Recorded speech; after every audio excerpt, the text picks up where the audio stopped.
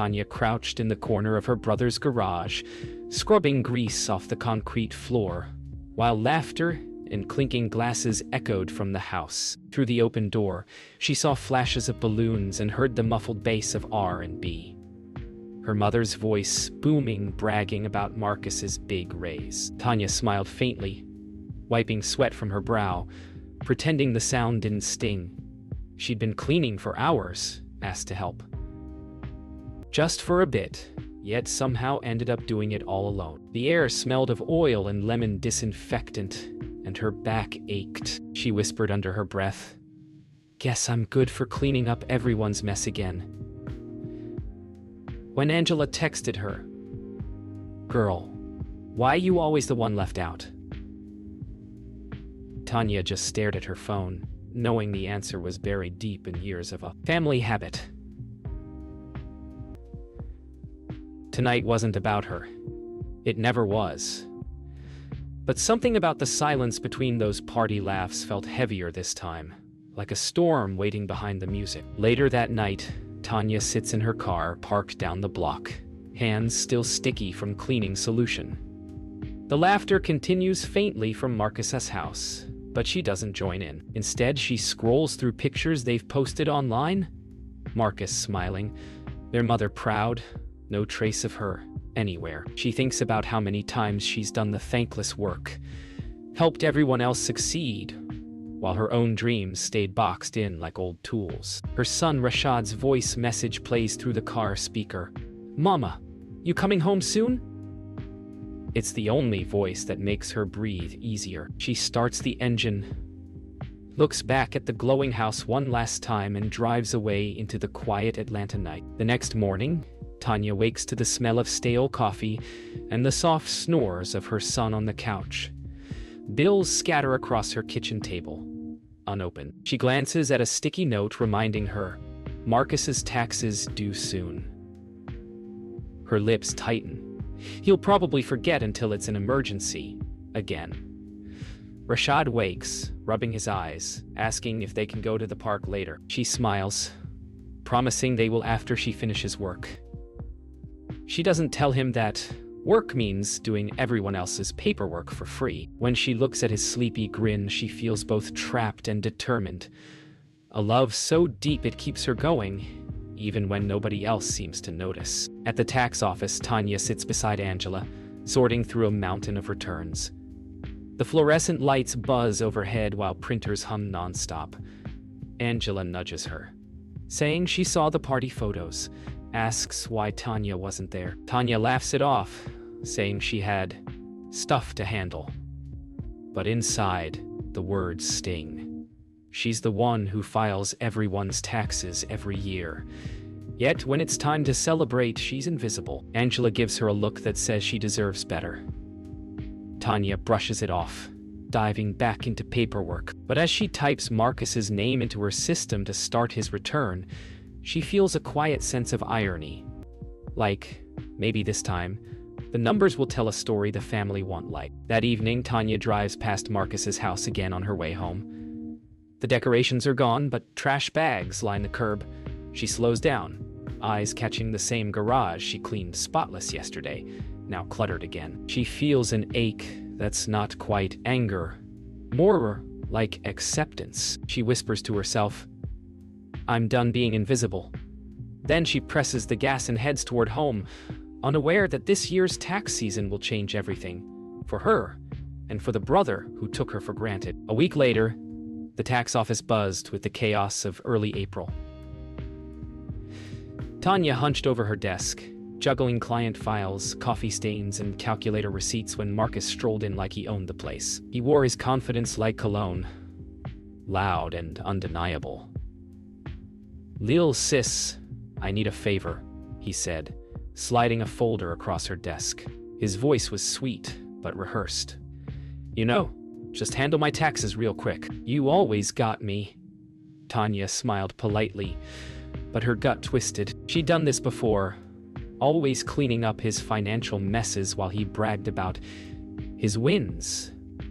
She agreed anyway, mostly out of habit, but this time, as she glanced at his W-2, Something didn't feel right. The numbers were higher than believable. The company name looked off. When he left, she stared at the form for a long moment. Hearing her mother's voice in her head, Marcus always got it together. For the first time, she wasn't so sure. Later that night, Tanya sat cross-legged on her bed, laptop open, surrounded by receipts. Rashad slept beside her, his small hand resting on her arm. She clicked through Marcus's documents. His pay stubs didn't match the tax forms, and the employer's address linked back to their late father's old business. Her pulse quickened. Had Marcus used their dad's company name to create fake income? She shook her head, whispering, "No, he wouldn't." But deep down, she knew the pattern. Marcus always found shortcuts, always came out clean. Tanya closed the laptop gently, brushing Rashad's hair back, knowing the truth was waiting in the numbers. The next morning, Tanya called Angela into her cubicle, lowering her voice. "Look at this," she whispered, pointing at Marcus's return.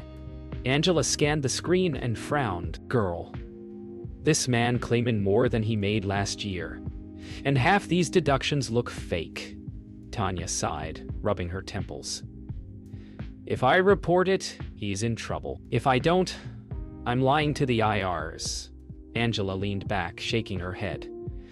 "You can't protect him forever, T. You always fixin' what he breaks." Tanya looked at the screen again, torn between blood and principle. This wasn't just about taxes anymore. It was about truth. Tanya drove to her mother's house after work, her mind racing.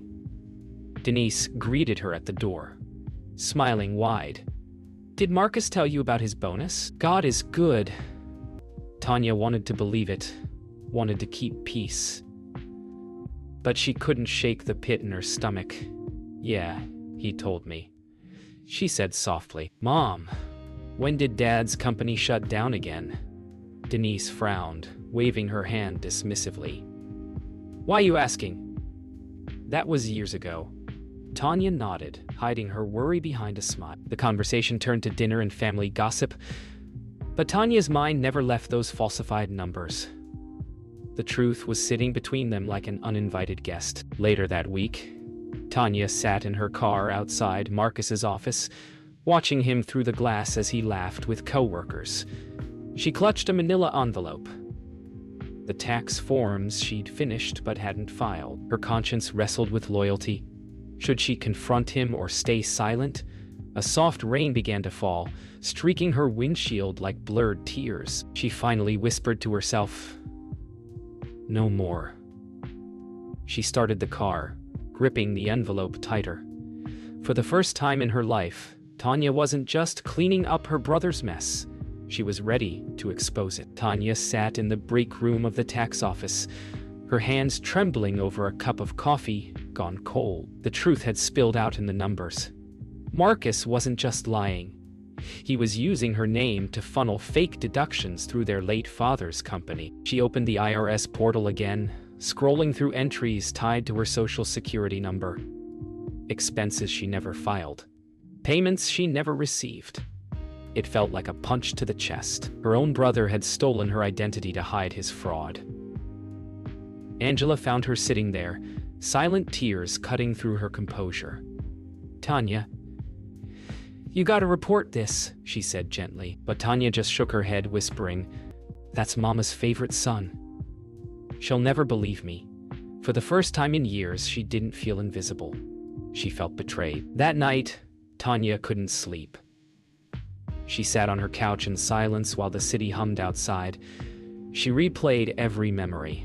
Marcus borrowing money. Marcus promising to pay her back. Marcus bragging about his promotions. It all made sense now. He hadn't been promoted. He'd been covering up. She looked at Rashad's school photo on the coffee table and whispered, "I gotta do right, even if nobody stands with me." The words came out trembling but solid. She opened her laptop again, saving copies of the files to a flash drive. For once, she wasn't cleaning up for Marcus. She was preparing to clean him out of her conscience. The next afternoon, Tanya met Marcus at a coffee shop near downtown. He was his usual charming self, smiling, dapping baristas, pretending nothing was wrong. Tanya slid the folder across the table, voice low but steady. "I know what you did, Marcus. Using Dad's company. Using my name." His smile froze for half a second before he laughed it off. "Tanya, don't start with your drama. It's just paperwork." She leaned in. "That paperwork could put me in jail." He looked around, annoyed, whispering, "Lower your voice." But she didn't. "You used me. And you need to fix it." For the first time, Marcus didn't have a slick answer, just silence. Tanya's confrontation didn't end at the cafe. It followed her home. Denise called that evening, her voice tight. "Marcus told me you accusing him of stealing. You jealous, Tanya?" The words hit hard. Tanya gripped the phone, heart pounding. "Mama, it's not jealousy. He's lying on his taxes and using my name." Denise's tone cut through like ice. "That boy's worked too hard for you to tear him down." Tanya's silence said everything. The truth wasn't just about money now. It was about loyalty and who her mother chose to believe. When the call ended, Tanya sat in the dark, realizing the storm she'd just stepped into. Days later, Tanya sat across from Angela at the office, exhausted but certain. "I'm reporting it," she said flatly. Angela nodded, eyes heavy with both pride and worry. "You know this is going to cause a storm." Tanya took a deep breath. "Let it rain."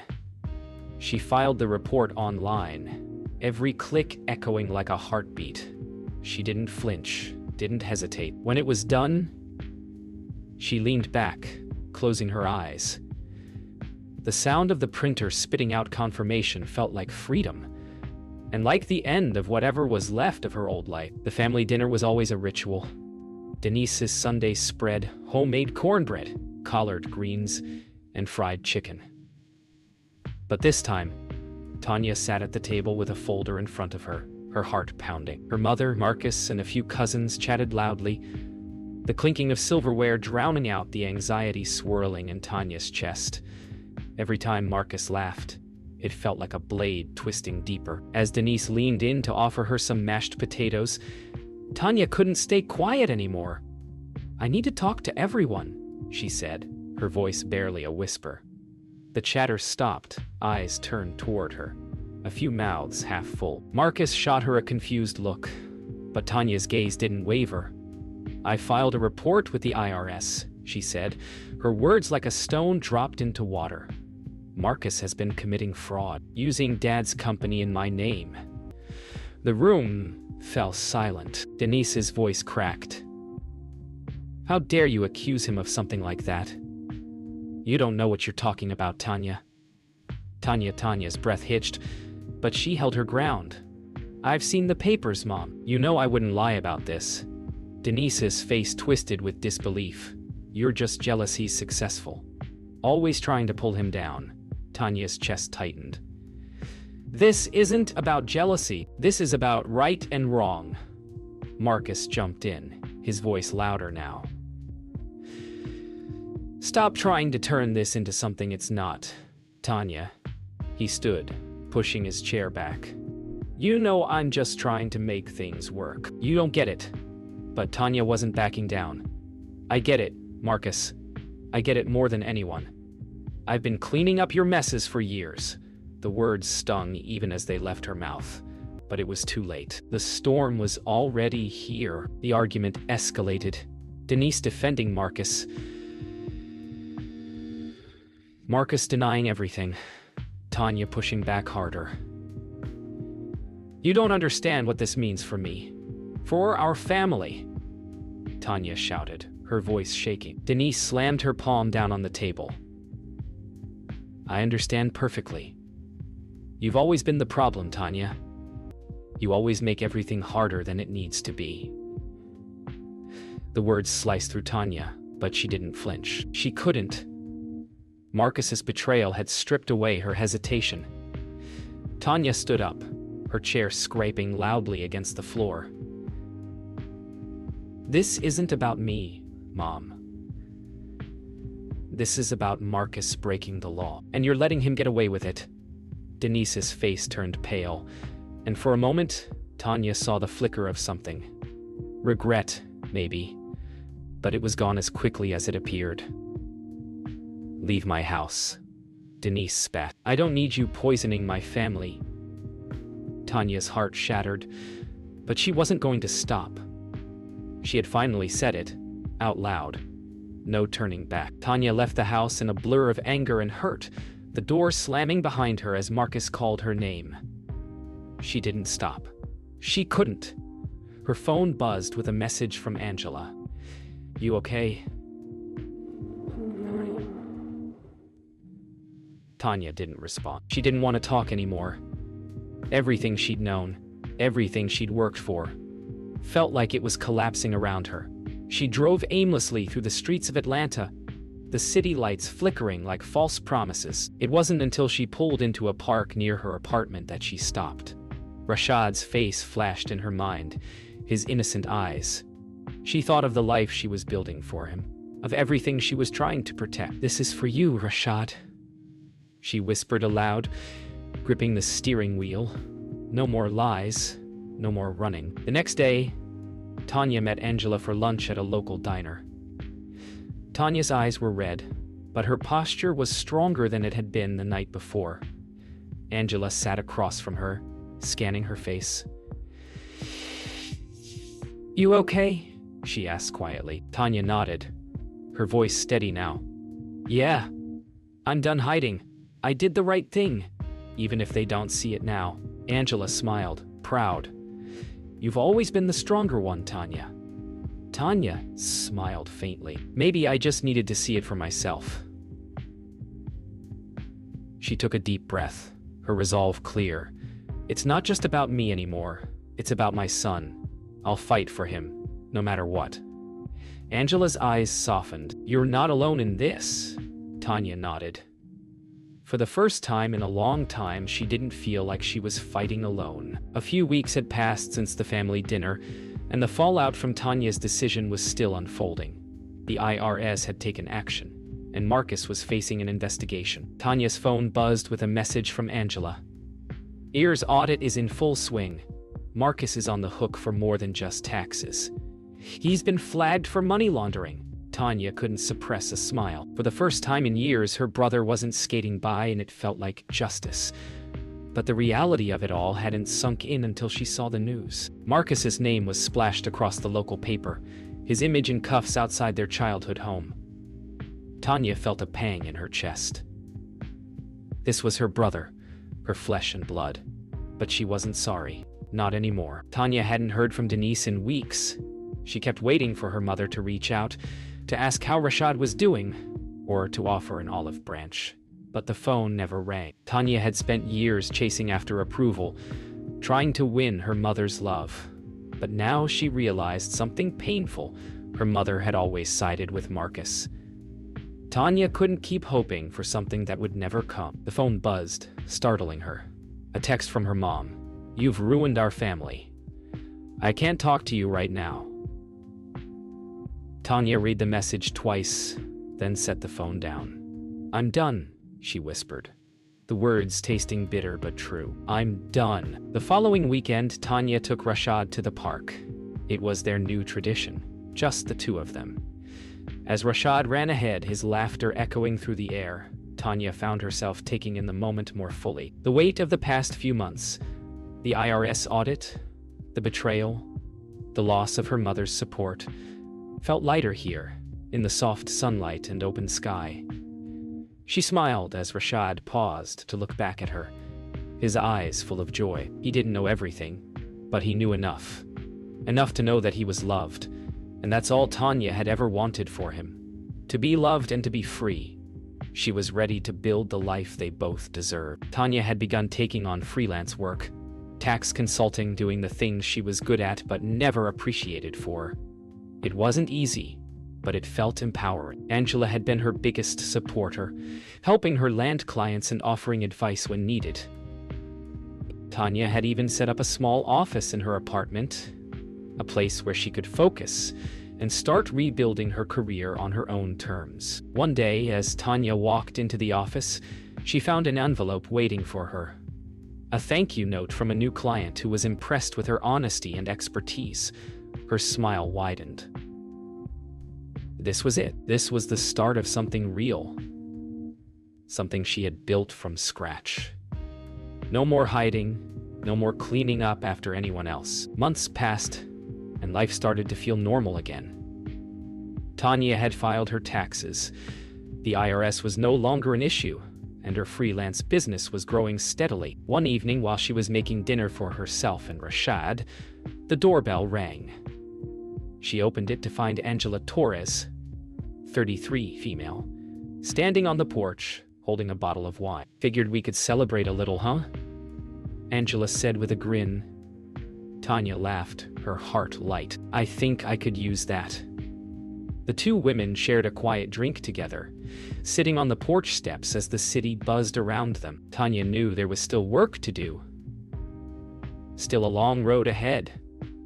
But for the first time in a long time, she felt like she was exactly where she needed to be. A few months had passed since the fallout with Marcus, and Tanya's life was settling into a rhythm. Her freelance tax business was steadily growing, thanks in part to Angela's, 33, female, constant support and networking. Tanya had her own clients now, clients who appreciated her honesty and work ethic, not her family connections. She had even set up an official office space, a small corner in her apartment, transformed into a neat workspace. As she sat there one morning reviewing client files, a notification pinged on her phone. It was from Marcus. "We need to talk." Tanya stared at the screen for a long moment, her fingers hovering over the keyboard. She hadn't heard from him in months, not since the IRS investigation began. She didn't want to engage, but something inside her told her to face him, once and for all. Tanya agreed to meet Marcus, but only on her terms. They met at a small cafe on the outskirts of town, the kind of place that was quiet and private, where nobody would recognize them. Marcus arrived late, looking disheveled, his once pristine suit now rumpled, his confidence a little bruised. He sat across from Tanya, avoiding her eyes. "I know I messed up," he began, voice low, "but I'm trying to fix it." "I'm sorry." Tanya studied him, not sure whether she should feel relief or anger. "You had every chance to fix it, Marcus," she said, her voice steady. "But you didn't. You thought you could get away with everything." "I'm not the person you can keep using anymore." He looked at her, and for the first time in a long time, he seemed vulnerable, his usual bravado cracked. "I never wanted to hurt you," he said softly. Tanya leaned back in her chair, shaking her head. "I'm done being your safety net. You have to face the consequences now." Marcus fell silent, and Tanya knew that this was the last time she'd ever have this conversation. When Tanya left the cafe, she felt a strange calmness wash over her. She wasn't angry anymore, just tired. She'd done what she needed to do, and she didn't need Marcus's approval or apology to move forward. That evening, after tucking Rashad into bed, she sat at her desk and finally filed her business tax returns. The feeling of completing them on her own, without help, without relying on anyone, was liberating. The numbers on the screen didn't lie. She had built something legitimate, something hers. A few months ago, it had all seemed impossible, but now she knew better. She had the power to make her life exactly what she wanted it to be. Tanya smiled, her hand resting on the mouse, a sense of finality in her gesture. As the weeks passed, Marcus's life continued to unravel. The IRS pursued him, and news of his fraud spread through the community. But Tanya stayed out of it, refusing to let his mess pull her back in. Instead, she focused on her business, and it paid off. Her client list grew, and soon, she found herself in demand. One afternoon, she received a call from a local business owner looking for a tax consultant. "We're looking for someone who knows the ins and outs of small business tax law," the voice on the phone said. Tanya knew this was her chance. She didn't hesitate. "I can help you with that," she said, confidence firm in her tone. "Let's set up a meeting." For the first time in a long while, She felt like she was finally moving forward, not just surviving, but thriving. Later that evening, Tanya sat at the kitchen table, going over paperwork with Rashad beside her, doing his homework. He looked up at her with wide eyes and asked, "Mama, do you think we'll ever get to move into a house?" Tanya smiled, her heart swelling with love for him. "One day, baby, we'll have our own place, just like you've always dreamed." Rashad's face lit up with excitement. "Really? That would be so cool." Tanya nodded, taking a deep breath. "We'll get there, together." She knew they were already on their way. This was just the beginning. Months passed, and Tanya's life was different now. Her business had taken off, and with each new client, she grew more confident in her skills. But it wasn't just her career that had changed.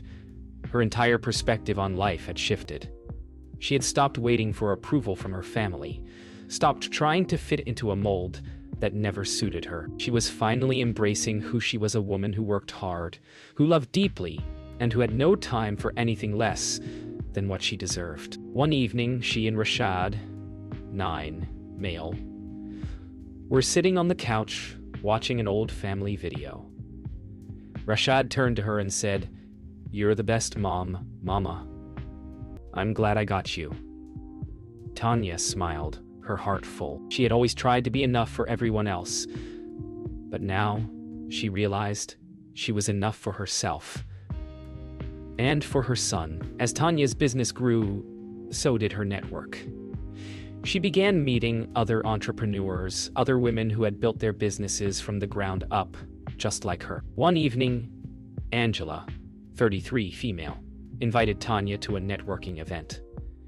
It was a small gathering, but the energy in the room was electric.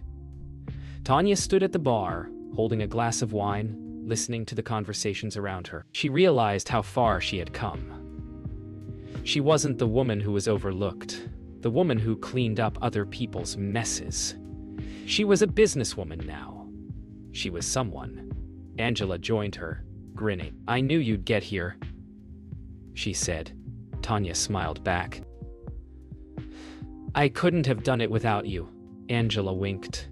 "You were always the one who had it in you."